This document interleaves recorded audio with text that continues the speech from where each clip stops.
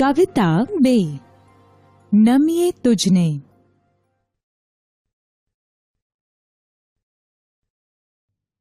બાળમિત્રો, તમને ખબર છે આ દુનિયા કોણે બનાવી? આ સૂરજ, ચાંદો અને તારાની રચના કોણે કરી?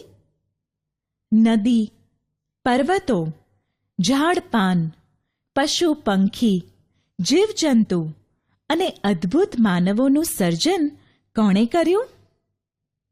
ઈશ્વરે.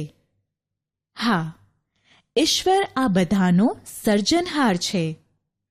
તે આપણા સૌના જીવનનો આધાર છે. તે આપણને હવા, પાણી, ખોરાક વગેરે જીવનની અનેક જરૂરિયાતો પૂરી પાડે છે. તેમના આપણા પર અનંત ઉપકારો છે. તો ચાલો તેમનો આભાર આ પ્રાર્થના ગીત દ્વારા માનીએ.